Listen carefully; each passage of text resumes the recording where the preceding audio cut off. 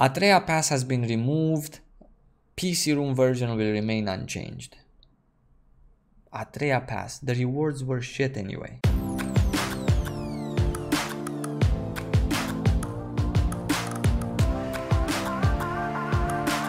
Hey guys, welcome back to my channel. Today we're gonna go through AION 6.0 patch notes together. Huge thing. I haven't gone through them myself yet. I just played 6.0 a bit in Korea, but didn't get to read the patch notes. So in this video, together with you guys, we're gonna read them. We're gonna see what's going on, and basically I'm gonna tell you my impressions about 6.0 patch notes. I am aware that Europe and North America are getting 6.2 straight from the get-go, but since 6.0 is such a huge patch, 6.2 is also pretty big, then I'm gonna separate them in two videos. Yeah, 6.0 patch notes video and 6.2 after. Yeah, cool. So if you want to check the patch notes, guys, if you're new to AION or if you're an old player and didn't know, there is an amazing website that tells you basically everything you need to know, like a wiki of sorts for AION, AIONpowerbook.com. I highly recommend you guys use this website for everything. You have lots of things here. I don't use much anything but the update, the patch notes and the item linking and stuff. That's really cool to have. So you go to update history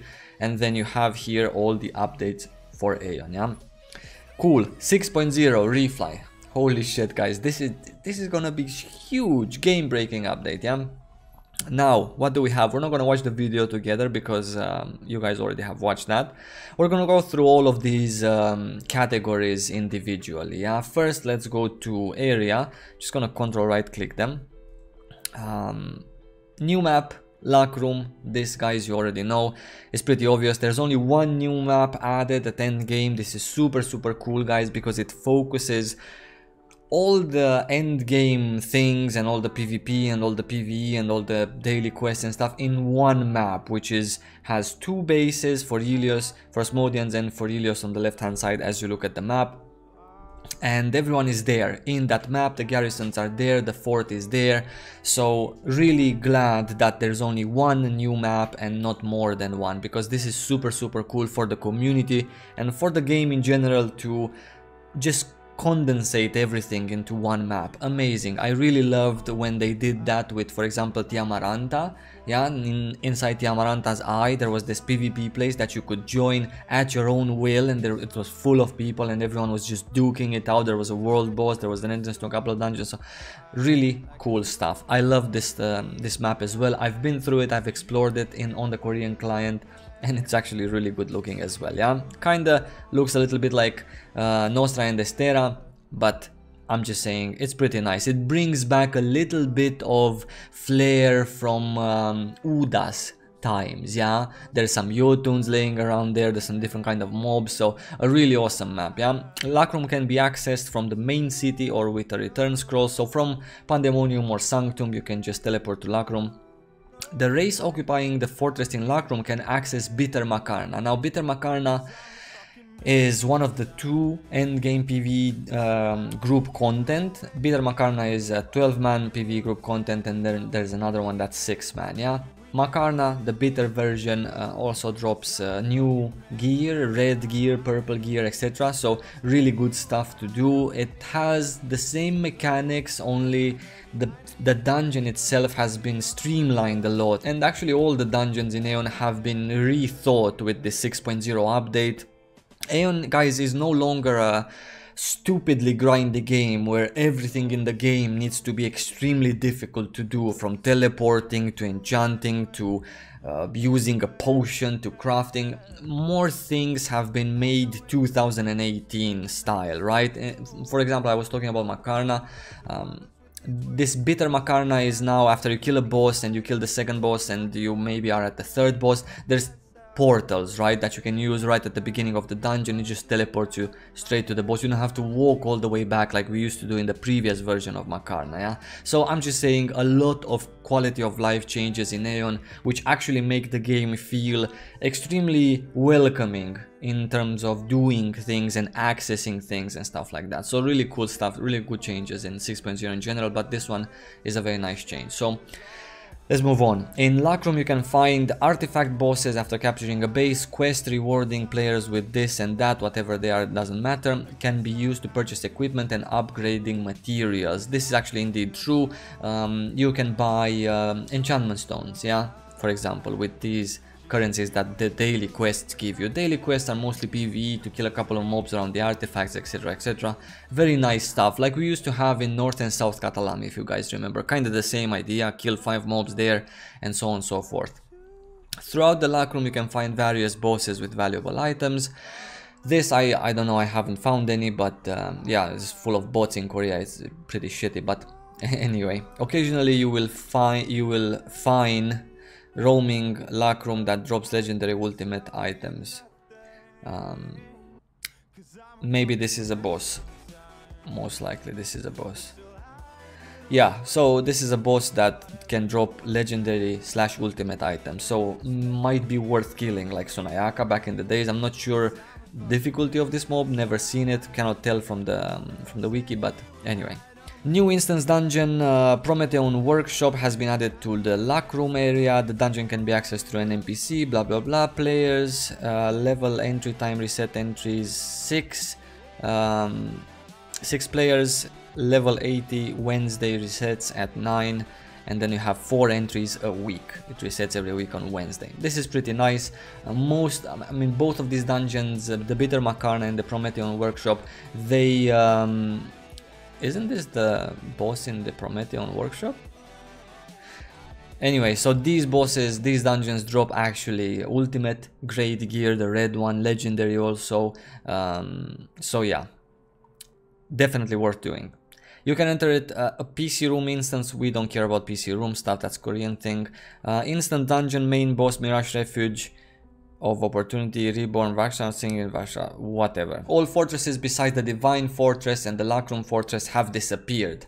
Hallelujah, guys. 2 fortresses and 4 sieges a week. We're gonna get to that later. Really good change. Again, I'm just saying, streamlining the game, making it much more comfortable, much more accessible, much less grindier, and not much less grindier in a bad way, because grind is good, but much less this stupid grind that has been just nonsense. This is 1995 type of Lineage 1 things, right? As many fortresses have disappeared, you will no longer be able to receive Ariel Asfel's Blessing. There is another thing now, if one of the races keeps capturing a fortress, Kaisen El Majudan's Blessing will still apply, right? Some Ilios Asmodian areas and instances from level 1 to 75 have been removed as part of growth reorganization. That's how they're calling it, but it's a really good thing. I can tell you that most of the group dungeons have disappeared. Basically from level 1 to level 75 you do not need to do any content that requires more than yourself. Even in terms of the dungeons or campaigns or questing, it is super easy, super fast. I'm going to talk about questing, guys, in another video. Super hyped to make that video and to show you guys how easy it is and how pleasant it is. Yeah, cool. So we're done with the new areas. Let's go to instances. I'm gonna open it in the same tab. When you exhaust all available instance entries, you can now use Kuna to buy more entries. Additional entry details can be viewed in the instance dungeon information window. I haven't tried this out, but I will try the Kuna shop also.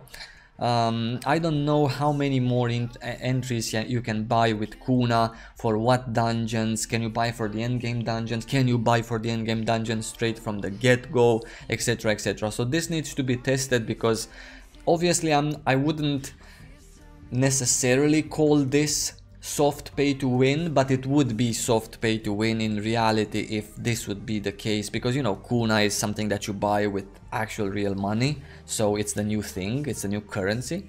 So yeah, I'm gonna test it out and I'm gonna talk about Kuna in another video as well. I have so many videos for you guys to show you so many things.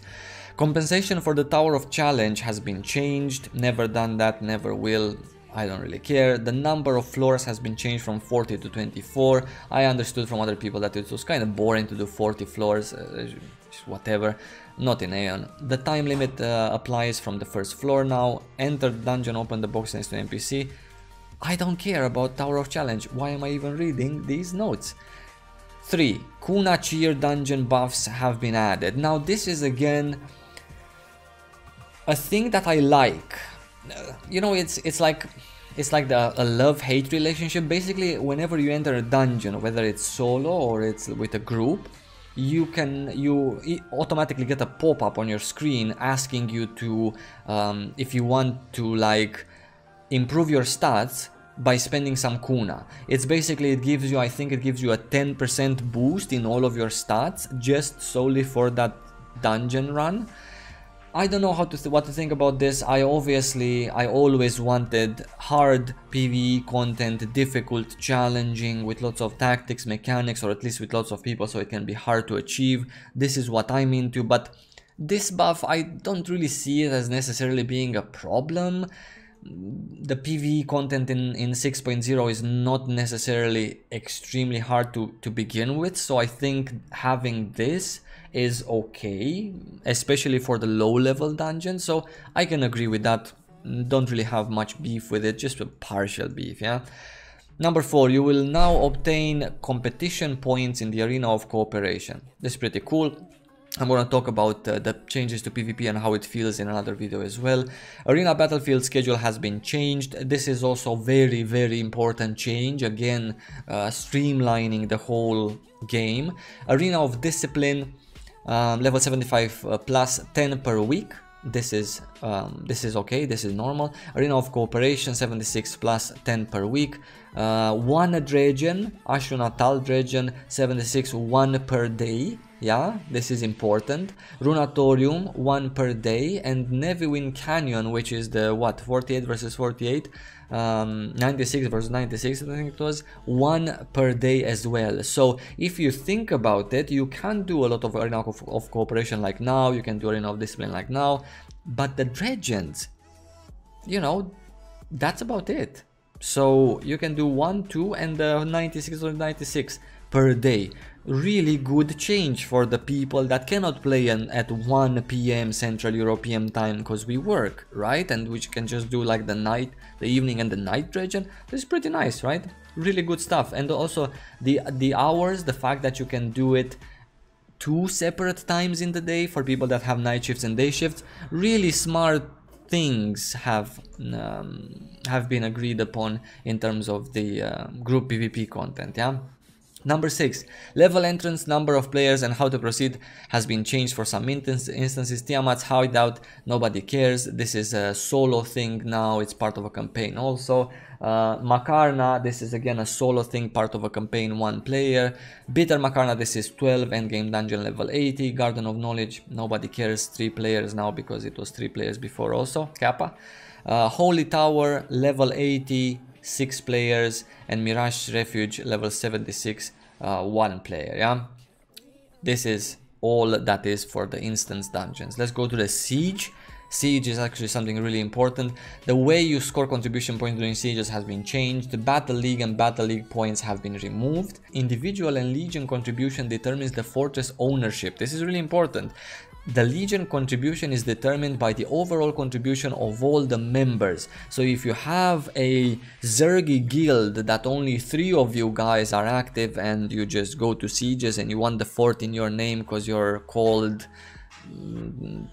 I am a cow and I'm cute, this is never gonna happen again after 6.0 because you need to have a sieging guild. Back in the days, most of you guys don't even know because you weren't playing at that time, but back, really far back, I don't know, it was 1.9 I think, this is how people took forts and this is how guilds were rewarded, and this was the point of guilds in AION. Then it shifted a little bit to these niche 6-man PvP guilds. Oh, I'm so cool because I'm pro.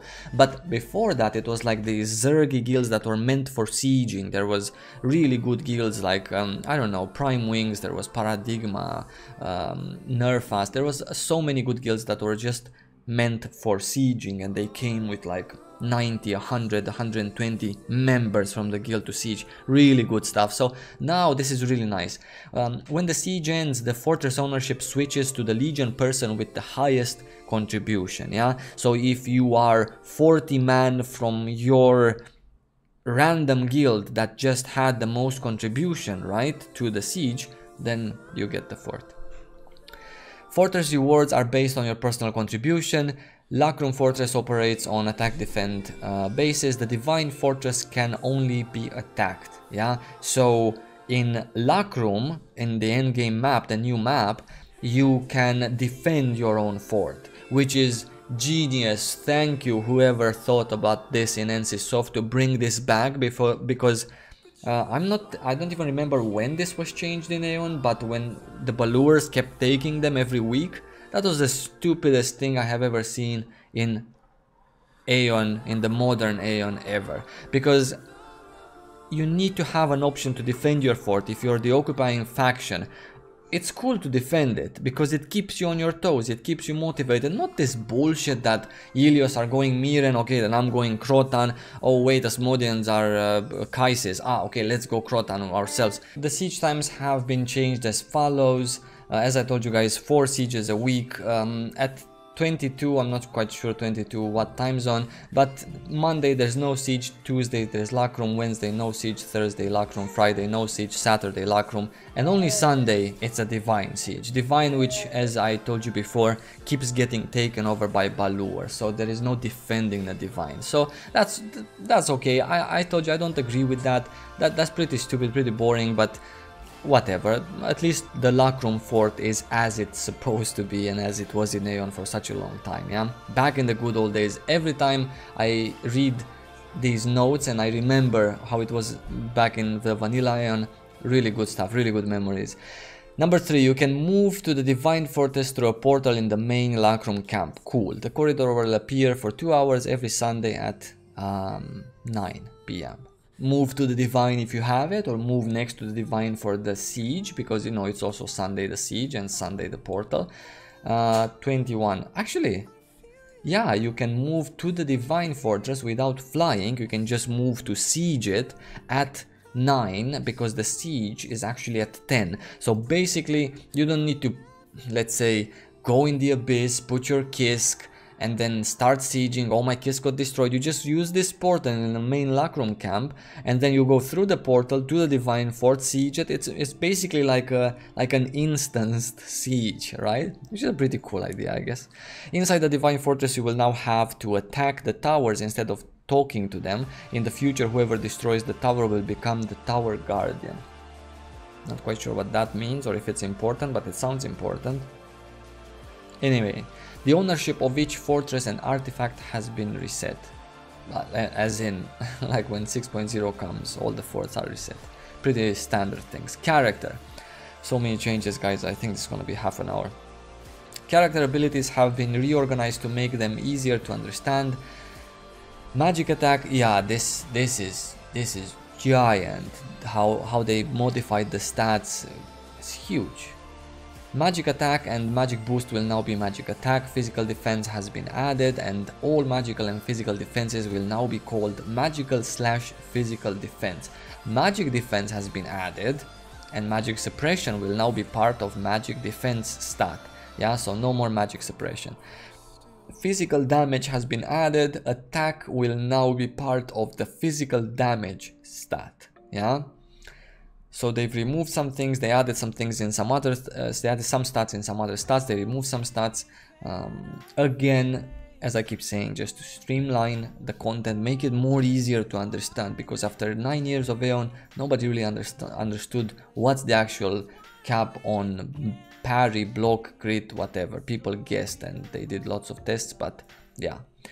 PvP, PvE, damage, defense have been added. There is no more percentages, guys, on accessories, armor, weapons, whatever. PvP, I mean, or PvE. Everything is in a stat that has a number. There's no more percent. It gives you 2%, 5%, 20%. Yeah, that's really good.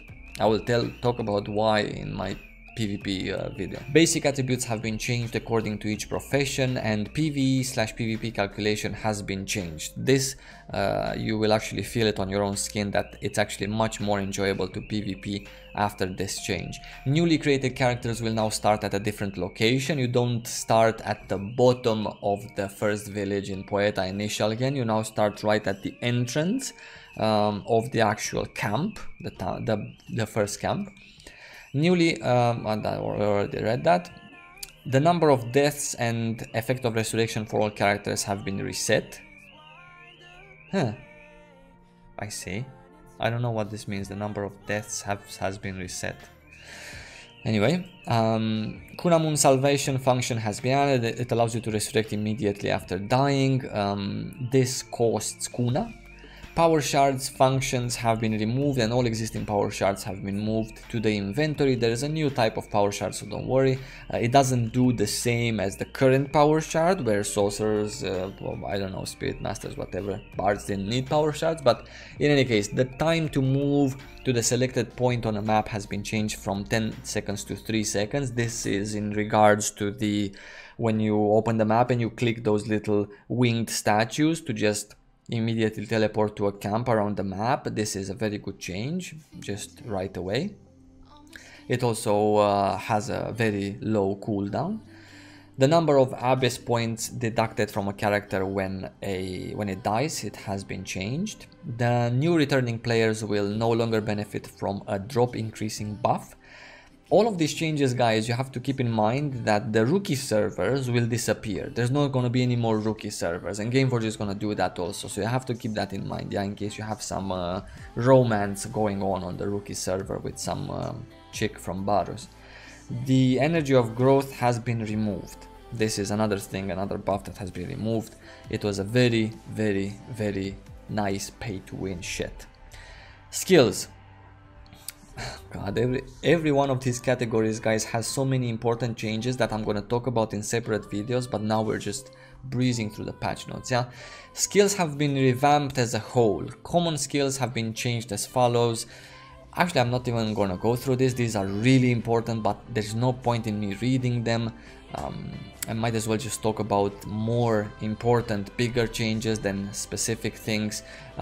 Skill acquisition levels have been adjusted to match new level expansion. Some skills have been deleted or merged. This is going to be very interesting for you guys to see. I'm also going to make a video explaining these things. Some abilities have been changed. Some abilities have been changed, indeed. Some skills will automatically change depending on your level. Yeah, there you go. This is an example here. Devanian skills have been added.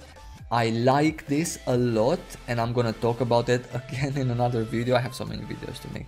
Once you reach level 80, you can change a default skill to a new one with a desired effect. Devanian skills can be learned through a Devanian spellbook that can be obtained from the store and some instance dungeons.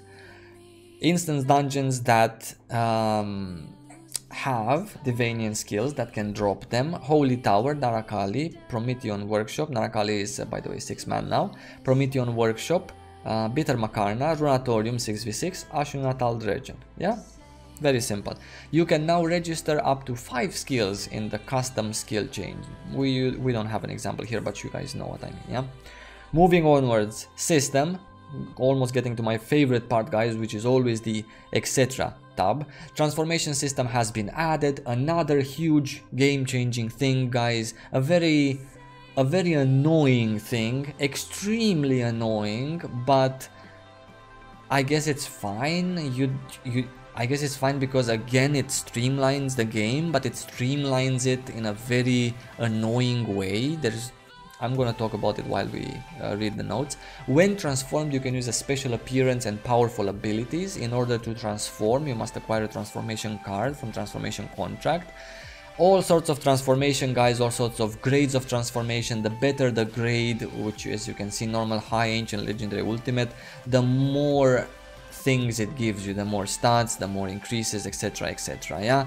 Now, transformation cards are gonna be just like the scrolls, like the running scrolls, the attack speed scrolls, etc. So instead of having like 6 scrolls in your bag and, you know, just wasting spots, you have now one thing that transforms you, unfortunately, into some sort of an animal or character from within the game. This is the annoying part, that it changes your appearance to something else. Now, I'm aware, and you guys should also be aware of the fact that there is an item, I didn't find it yet, whether it's in the gold shop or the Kuna shop, that makes these scrolls not change your appearance. So your character remains the same, but you just get the benefits from these scrolls. So this is nice. This is a little bit forcing you. It's not pay to win, but it forces you into getting these things, because who the fuck wants to look non-stop like a bear, right? Or like just some raccoon with a huge head. I mean, I'm pretty sure some people are into that, but yeah, no, not myself, not anyone I know. So it is a little bit weird, but it's nice because you don't have to have so many scrolls in your bag. You don't have to buff yourself with so many scrolls. You just use one, and then you have movement speed, you have attack speed, and you get some other bonuses as well. A little bit of crit, a little bit of attack, etc. So depending on what grade you use, yeah. All sorts of things on how to use them, how to combine them and get better graded transformations. How am I calling them? Items. Mana Stone expansion system has been added. New items. This is very important. This is part of the AION endgame grind from now on. New items have 0 to 3 Mana Stone slots depending on the level. Mana Stone slots must be expanded to 3. Can be expanded to 3. Necessary items can be purchased from the gold sand shop or from item extraction. Yeah, you need some items. This item you need to unlock basically the Mana Stone slots on your gear. Everything has Mana Stone slots now, by the way, yeah, including accessories, but it's like 3 of them. So again, streamlining, yeah, not 6 or 5. Oh my god, there's a chance I get 5 or 6. Fuck, I got the wrong item, it has 5, discard. So now everything has 3. The gathering crafting system has been changed as follows. Again, huge, may I say? I said huge about 20 times because this patch is gonna change this game like nothing ever did. The gatherings have been, and crafting has been changed. Gathering and aether extraction skills have been removed. There's no such thing anymore. Magical crafting, this is the shit now. Magical crafting can be learned at level 76 instead of level 66. Some other things about magical crafting. You guys should read these things yourselves. Number 4, boost modify system has been reorganized. When you register an item in the boost modify, the available option is activated. PvP and PvE types have been added to the enchantment tab. New items can only be enchanted with new enchantment stones, and everyone's obviously going to have new items because they're much better. And also the current gear is going to be obviously replaced with new, so the enchantment stones that you have now are pointless. They're going to be replaced, but the new ones are so easy to get. You basically do nothing. You just kill 3 mobs and I already get 10 enchantment stones, which I can enchant up until probably +5. So you get my idea. If the grade of the stone is lower than of the item, the chance is lower. You can obtain Mana Stone slot expanders by extracting items. Extracting PvP items will require Abyss points. Keep that in mind. Upgrade system has been added. Provide an NPC with an upgraded items and necessary materials and it will give you an upgraded version. Equipment upgrades are located in Lacrum main city and bases. There is also now, I posted on my YouTube community wall, there is also system messages that come whenever you upgrade an item or whenever you get a stigma to +9 or higher, or whenever you get an item to +15. But that was before also, but the first 2 weren't, so pretty nice.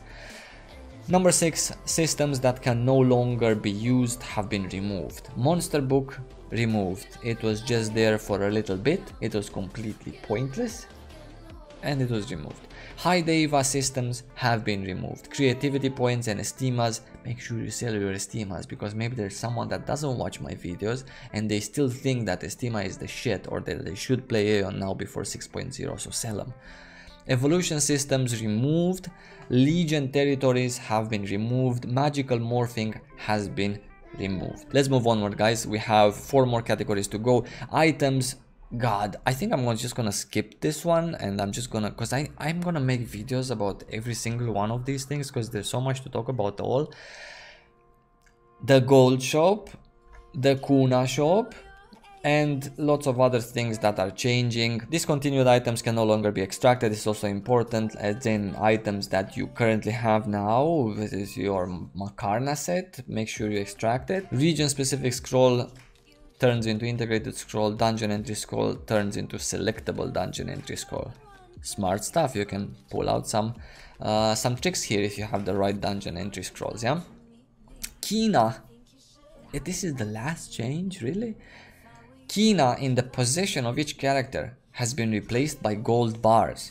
Gold bars can be used in the gold sand shop.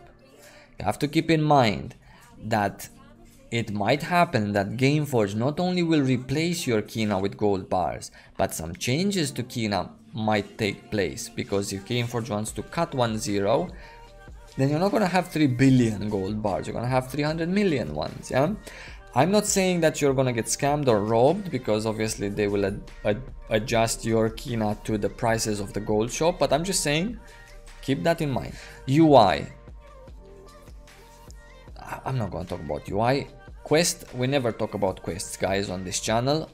We really don't care about questing, nor campaigns, nor cutscenes, etc. My favorite tab. The benefits of Internet Cafe. Okay, we skip that one. The name of a character, pet, minion can now be 1 character long. This is what I'm talking about. This is so far the best change in 6.0, right? So you can be named X. Really nice. So hang on, boys, to those servers when AION comes. Maybe Gameforge is gonna do the same and implement this change as well. You can just take all the alphabet on your account. New presets and 6 new hairstyles have been added. We don't care about that on this channel, even though I would like to somehow make some casual videos also about skins and hairstyles and character customization, but I really don't give a fuck.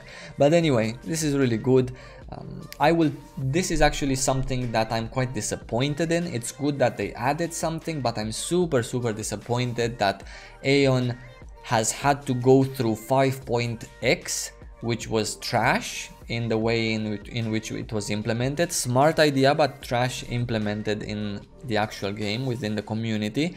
So because AION had to go through this for the last 2 years, it didn't get to move forward. It just stood in one place, because now with 6.0 we're going back to where 5.0 should have been, if you get my point. So 5.0 should have been the content in 6.0, and then 6.0 should have been a new class, 29 more hairstyles, 60 more pixels in the graphics, and so on and so forth, yeah?